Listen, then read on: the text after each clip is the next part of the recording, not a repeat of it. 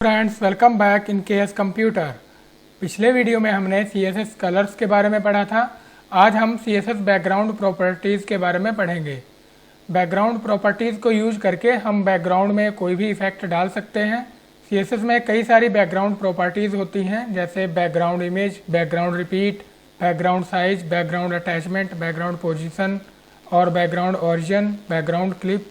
Background colour property को हम अपने पिछले वीडियो में ही पढ़ चुके हैं। आज हम बैकग्राउंड इमेज से स्टार्ट करेंगे। बैकग्राउंड इमेज प्रॉपर्टी को यूज करके हम बैकग्राउंड में कोई भी इमेज डाल सकते हैं। सबसे पहले हम सेलेक्टर लिखेंगे और फिर करली ब्रेसेस के अंदर हम लिखेंगे बैकग्राउंड हाइफन इमेज, कॉलन लगाएंगे, इसके बाद URL लिखेंगे और फिर ब्रैकेट के अंदर हम इमेज का URL दे देंगे। फिर अगली प्रॉपर्टी है बैकग्राउंड रिपीट। जब भी हम बैकग्राउंड में कोई भी इमेज सेट करते हैं तो वो बाय डिफ़ॉल्ट रिपीट होती है। बैकग्राउंड रिपीट प्रॉपर्टी को यूज करके हम इसको कंट्रोल कर सकते हैं। बैकग्राउंड रिपीट प्रॉपर्टी की कई सारी वैल्यूज़ होती हैं, जैसे repeat, no repeat, repeat x, repeat y, space और राउंड। आइए अब हम इसको प्रैक्टिकली करते हैं। तो यहाँ पर मैंने एक index.html फाइल बनाई हुई है। इसमें मैंने एक style.css फाइल को लिंक करवा रखा है। ये style.css फाइल अभी ब्लैंक है, इसमें मैं अपनी CSS लिखूँगा। इसके बाद मैंने यहाँ पे बॉडी में एक डिव टैग ली हुई है और इस पर बॉक्स क्लास लगाई हुई है। इसके अंदर मैंने एक पैराग्राफ लिया हुआ है और इसमें कुछ डमी टेक्स्ट डाले हुए हैं। अब मैं इसका आपको रिजल्ट दिखा देता हूँ। ये देखिए, इसका इस तरीके से ये आउटपुट आ रहा है। अब मैं इसमें एक बैकग्राउंड इमेज लगाता हूँ। इसके लिए मैं यहाँ पे आऊँगा style.css में और यहाँ पे हम लिखते हैं बॉडी और करली ब्रेसेस के अंदर हम लिखेंगे बैकग्राउंड हाइफन इमेज और फिर लिखते हैं URL। इसके बाद हम अब यहाँ पर अपनी इमेज का URL लिखेंगे। यहाँ पे मैं जिस इमेज को लगाना चाहता हूँ उस इमेज को मैंने प्रोजेक्ट नाम के इसी फोल्डर के अंदर रखा हुआ है। मैं नेचर वाली इस फाइल को लगाना चाहता हूँ तो मैं यहाँ पे आके यहाँ पे लिख देता हूँ nature.jpg और यहाँ पे सेमीकोलन लगाते हैं। इसको सेव करते हैं, रिफ्रेश करते हैं तो यहाँ पे देखिए बैकग्राउंड में ये इमेज आ गई है। हम इसी तरीके से इस डिव पर भी बैकग्राउंड इमेज लगा सकते हैं। इसके लिए मैं सबसे पहले यहाँ आया और यहाँ पर आके हम लिखेंगे डॉट बॉक्स और फिर करली ब्रेसेस के अंदर हम लिखेंगे बॉर्डर। सबसे पहले हम इसमें बॉर्डर लगा लेते हैं। यहाँ पे मैं लिखता हूँ 5 पिक्सल सॉलिड ब्लैक और इसके बाद इसकी विड्थ दे देते हैं।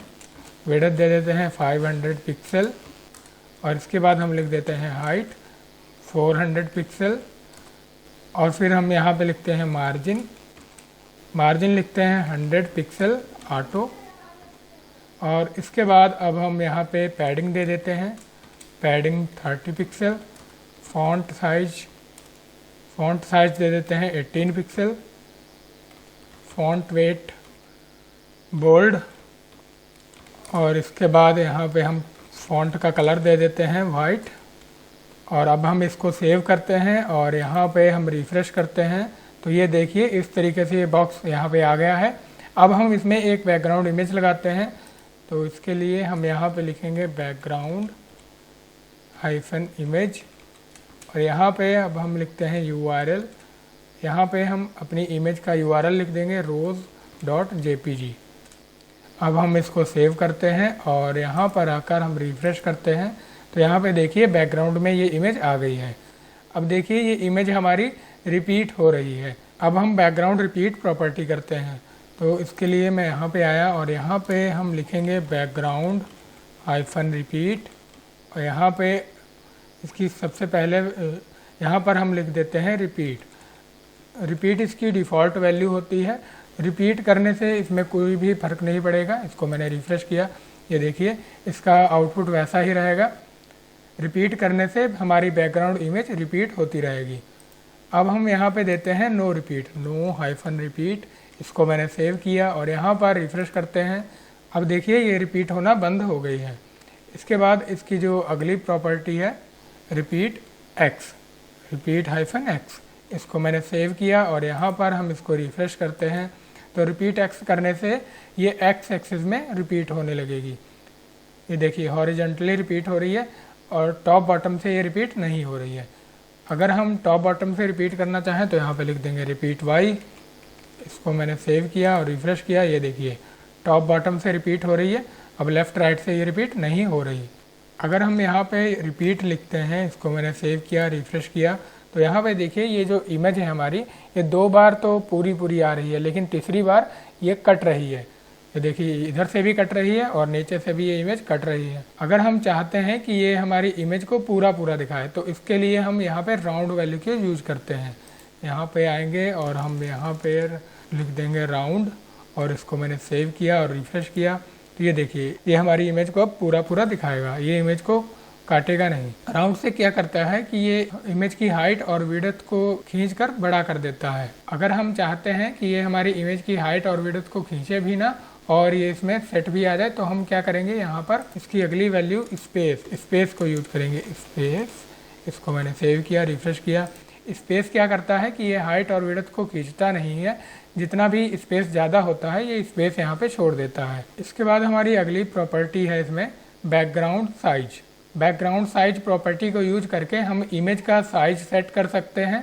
इसकी 5 वैल्यूज होती हैं। ऑटो वैल्यू अगर हम सेट करते हैं तो इमेज का ओरिजिनल साइज रहता है। By default auto value he set होती है। आइए इसको भी प्रैक्टिकली करते हैं। तो यहाँ पे हम आ गए और यहाँ पे अब हम सबसे पहले हम कर देते हैं नो हाइफन रिपीट। इसको हम सेव करते हैं और यहाँ पर रिफ्रेश करते हैं। तो यहाँ पे देखिए ये हमारी इमेज, इतनी बड़ी इमेज आ रही है। अब हम इसका साइज कम ज़्यादा भी कर सकते हैं। तो इसके लिए हम यहाँ पे आएंगे, यहाँ पे हम लगाएंगे बैकग्राउंड साइज और यहाँ पर हम जैसे लिख देते हैं ऑटो लिखने से इसमें कोई भी फ़र्क नहीं पड़ेगा, ऑटो से इसका ओरिजिनल साइज ही रहेगा, ये देखिए। और अगर हम यहाँ पे दे देते हैं कवर, तो कवर कर देने से ये बैकग्राउंड इमेज पूरे बॉक्स को कवर कर लेगी। इसको मैंने रिफ्रेश किया, ये देखिए पूरे बॉक्स को कवर कर रही है। कवर करने से क्या होता है कि ये इमेज की हाइट और विड्थ को खींच कर इसको सेट कर देता है। अगर हम यहाँ पे कंटेन दे देते हैं, यहाँ पर हम कवर की जगह लिखते हैं कंटेन, इसको मैंने सेव किया, रिफ्रेश किया, तो कंटेन करने से ये हाइट और विड्थ दोनों को एक साथ बढ़ाता है। ये इमेज को ख़राब नहीं होने देता, इससे इमेज ख़राब नहीं होती है। इसके बाद हम इमेज के साइज को पिक्सल में भी सेट कर सकते हैं। इसके लिए हम यहाँ पे आएंगे, यहाँ पे जैसे मैं विड्थ में लिख देता हूँ 300 पिक्सल और हाइट में लिख देता हूँ 200 पिक्सल। इसको मैंने सेव किया, रिफ्रेश किया, देखिए इसकी विड्थ हो गई 300 पिक्सल और हाइट हो गई 200 पिक्सल। हम इसकी हाइट विड्थ को परसेंटेज में भी सेट कर सकते हैं। जैसे हम यहाँ पे इसकी विड्थ कर देते हैं 50%, यानी जो इसकी विड्थ होगी वो बॉक्स के 50% पार्ट में आ जाएगी। और हाइट कर देते हैं 100%, हाइट फुल रहेगी और विड्थ 50% रहेगी। अब हम इसको रिफ्रेश करते हैं, ये देखिए विड्थ 50% और हाइट 100% आ गई है। इस तरीके से हम बैकग्राउंड साइज प्रॉपर्टी को यूज करके बैकग्राउंड इमेज का साइज हम सेट कर सकते हैं। इसके बाद नेक्स्ट प्रॉपर्टी है हमारी बैकग्राउंड अटैचमेंट। इसकी 3 वैल्यू होती हैं, स्क्रॉल, फिक्स्ड और लोकल। आइए इसको प्रैक्टिकली करते हैं। यहाँ पर मैं आया और यहाँ पर index.html वाली फाइल में हम कुछ डमी टेक्स्ट डाल लेते हैं। लॉरम 500 कर दिया मैंने और इसको सेव कर दिया। अब यहाँ पर style.css में हम बैकग्राउंड साइज को हटा देते हैं और यहाँ पर नो रिपीट को हटा के कर देते हैं रिपीट। और अब हम इसको सेव करते हैं और यहाँ पर आके इसको रिफ्रेश करते हैं। तो ये देखिए यहाँ पे जो हमारा पैराग्राफ है ये स्क्रीन के बाहर जा रहा है।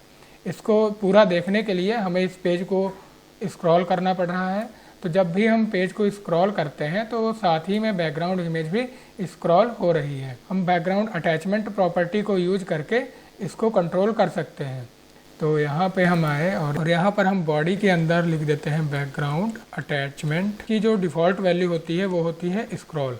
अगर हम इसमें स्क्रॉल देते हैं, स्क्रॉल वैल्यू सेट करते हैं, तो इसको रिफ्रेश करते हैं, तो इसमें कोई भी फ़र्क नहीं पड़ेगा। ये इमेज हमारी पहले की तरह स्क्रॉल होती रहेगी। और अगर हम इस इमेज को यहीं पे फिक्स करना चाहते हैं तो हम यहाँ पे बैकग्राउंड अटैचमेंट में लिखेंगे फिक्स्ड। इसको हमने सेव किया और यहाँ पर आकर रिफ्रेश करेंगे।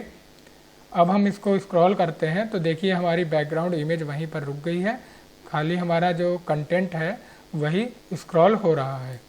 इसकी जो तीसरी वैल्यू है लोकल, वो कंटेंट पर काम करती है। उसको हम इस बॉक्स पर लगाएंगे। यहाँ पे देखिए ये जो बॉक्स है इसके अंदर हमने एक पैराग्राफ डाला था। ये पैराग्राफ बहुत ही बड़ा है, ये पूरा पैराग्राफ इसी बॉक्स के अंदर है। तो इसको मैं सबसे पहले सही कर लेता हूँ। यहाँ पर आके हम यहाँ पे लिखेंगे ओवरफ्लो और इसको कर देते हैं हम ऑटो। इसको मैंने सेव किया और यहाँ पर आकर रिफ्रेश करते हैं तो यहाँ पे देखिए इसमें स्क्रॉल आ रहा है। अब हम इसको स्क्रॉल कर रहे हैं तो इसकी जो बैकग्राउंड इमेज है ये वहीं की वहीं रुकी हुई है, क्योंकि जो कंटेंट की बैकग्राउंड इमेज होती है वो बाय डिफ़ॉल्ट फिक्स ही होती है। अगर हम इसको कंटेंट के साथ ही स्क्रॉल कराना चाहते हैं तो इसके लिए हमें बैकग्राउंड अटैचमेंट में लोकल वैल्यू देनी होगी।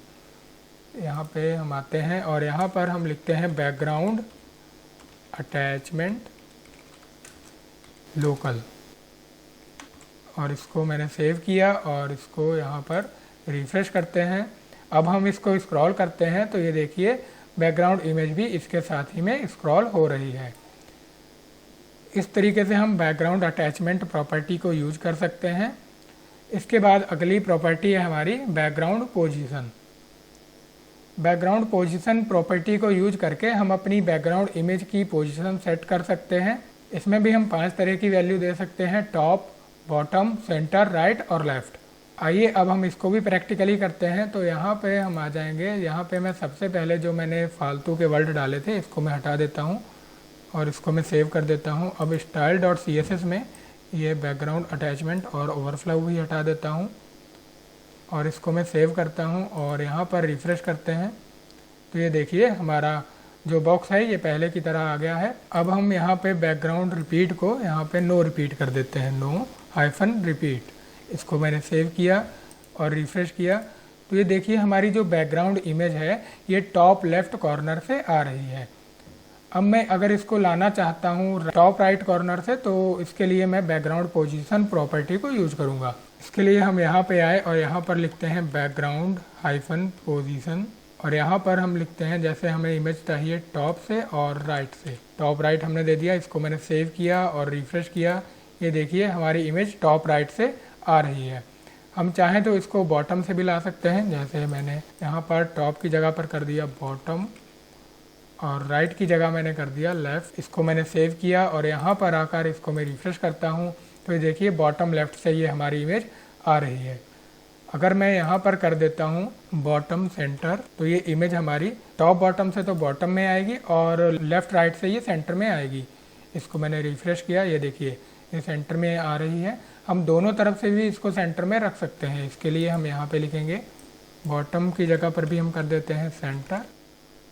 इसको मैंने सेव किया और यहाँ पर रिफ्रेश करते हैं तो ये देखिए दोनों तरफ से ये इमेज हमारी सेंटर में आ गई है। अगर हम इसको सेंटर में करना चाहते हैं तो इसके लिए हम एक ही बार सेंटर लिखेंगे तब भी ये इमेज हमारी सेंटर में हो जाएगी। इसको मैंने सेव किया, रिफ्रेश किया, ये देखिए हमारी इमेज अब भी सेंटर में है। और इसके बाद अगर हम यहाँ पर हम टॉप बॉटम में से यहाँ पर हम टॉप लिख देते हैं और राइट लेफ्ट वाली वैल्यू को हम यहाँ पे देते ही नहीं है, तो हम इसको ऐसे ही सेव करके रिफ्रेश करके देखते हैं तो ये देखिए ये टॉप बॉटम से तो ये टॉप में आ गई और लेफ़्ट राइट से ये सेंटर में आ रही है। इसी तरीके से अगर हम यहाँ पर लेफ़्ट राइट से इसको कर दें राइट और टॉप बॉटम से इसमें कुछ भी वैल्यू ना दें तो ये इमेज हमारी लेफ़्ट राइट से तो राइट में आ जाएगी और टॉप बॉटम से ही सेंटर में आएगी।